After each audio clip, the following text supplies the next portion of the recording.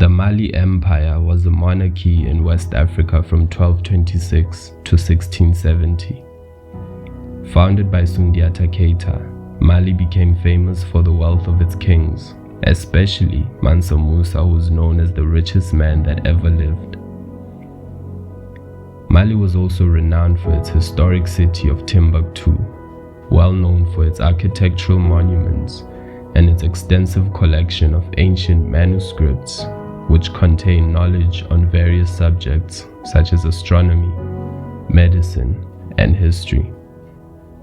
By 1350, the empire covered close to 480,000 square miles, ruling over 400 cities, towns, and villages of various religions and ethnicities.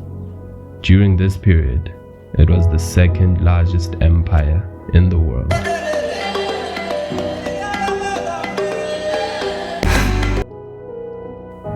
Many oral histories point to a town called Dakajalan as the original home of the Keita clan and Sundiata's childhood home, and base of operations during the war against the Sosso. It may have been located close to modern Kangaba. Mande bards in the region speak of the Dakajalan site, containing Sundiata's grave, as sacrosanct. Kangaba became the last refuge of the Keita royal family after the collapse of the Mali Empire, and has for centuries been associated with Sundiata in the cultural imagination of Mande peoples. Sundiata of the Keita clan was born in the early 13th century, and he was prophesied to become a great conqueror. To his parents' dread, the prince did not have a promising start. Sundiata, according to oral traditions, did not walk until he was 7 years old. However, once Sundiata did gain use of his legs, he grew strong and very respected. Sadly for Sundiata, this did not occur before his father died. Despite the Fa'ama's wishes to respect the prophecy and put Sundiata on the throne, the son from his first wife, Sassuma, was crowned instead. As soon as Sassoma's son, Dakajalan, took to the throne, he and his mother forced the increasingly popular Sundiata into exile, along with his mother and 2 sisters. Before Dankaran Toman and his mother could enjoy their unimpeded power, King Sumaoro set his sights on Niani, forcing Dakaran to flee to Kisidogu. After many years in exile, first of the court of Wagadu and then at Mema, Sundiata was sought out by a Niani delegation and begged to combat the Sosso and free the kingdoms of Mande forever.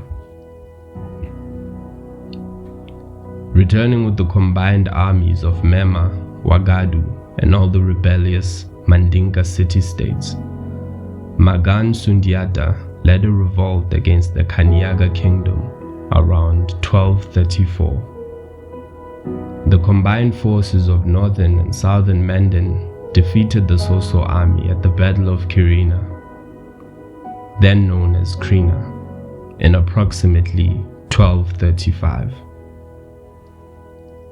This victory resulted in the fall of the Kanyaga kingdom and the rise of the Mali Empire. After the victory, King Sumaoro disappeared, and the Mandinka stormed the last of the Sosso cities. Magan Sundiata was declared Fa'ama of Fa'amas and received the title Mansa, which translates as king. At the age of 18, he gained authority over all the 12 kingdoms in an alliance that would become the Mali Empire. He was crowned under the throne name Sundiata Keita, becoming the first Mandinka emperor. As founded by Marijata, it was composed of the 3 freely allied states of Mali, Mema, and Wagadu, plus the 12 Doors of Mali, which were a coalition of conquered or allied territories, mostly within Mande, with sworn allegiance to Sundiata and his descendants. Upon stabbing their spears into the ground before Sundiata's throne, each of the 12 kings relinquished their kingdom to the Keita dynasty. Mansa Musa, later named Sundiata Keita, saw the conquest of several key locals in the Mali Empire. He never took to the field again after Kirina, but his generals continued to expand the frontier, especially in the west where they reached the Gambia River and the marches of Tekura. This enabled him to rule over a realm larger than even the Ghana Empire at its apex.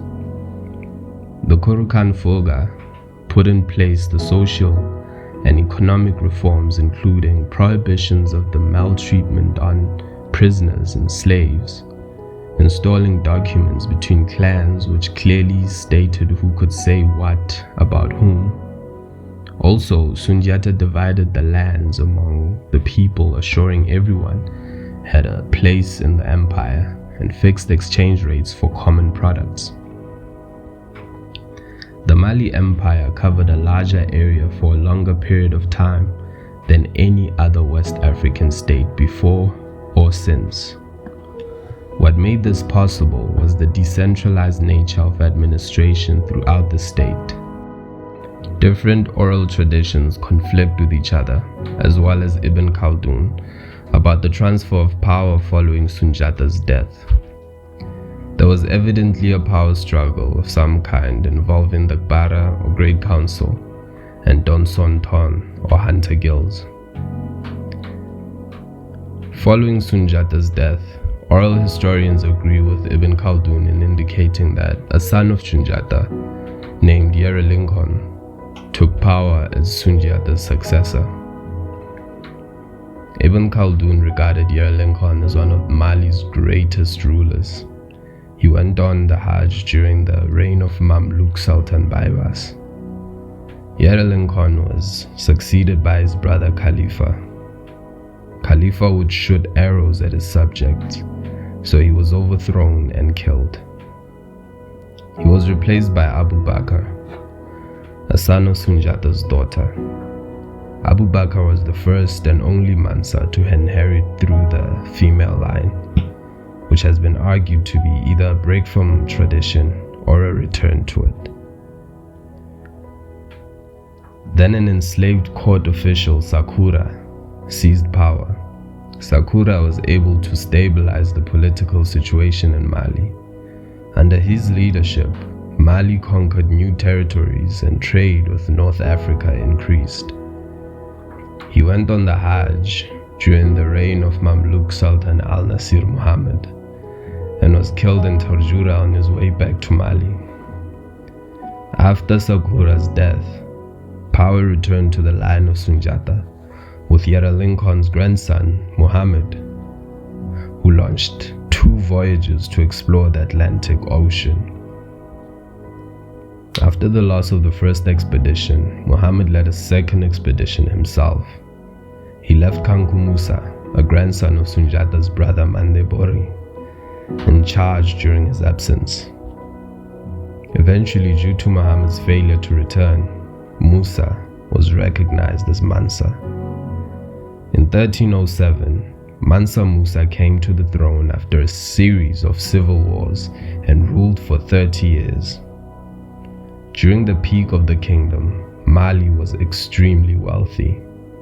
This was due to the tax on trade in and out of the empire, along with all the gold Mansa Musa had.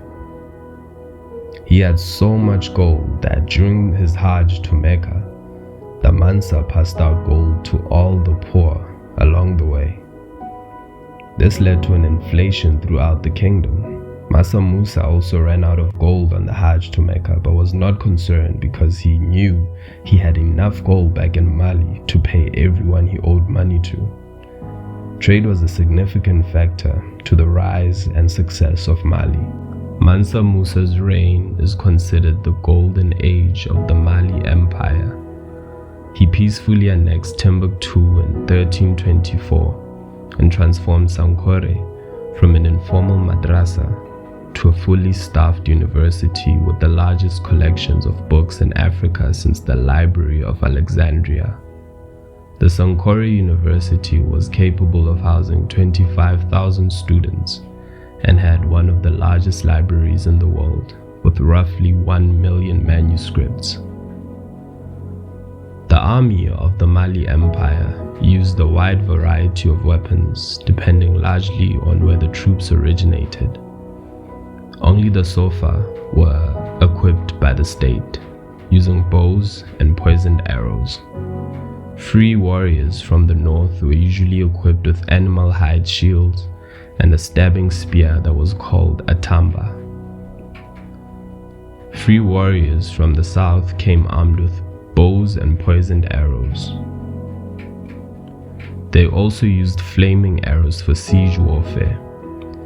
While spears and bows were the mainstay of the infantry, swords were the choice weapons for the cavalry. Another common weapon of Mandekalu warriors was the poisoned javelin used in skirmishes. Mali's horsemen also used iron helmets and mail armor for defense, as well as shields similar to those of the infantry. Mali was thriving for a long time, but like other West African kingdoms, Mali began to fall.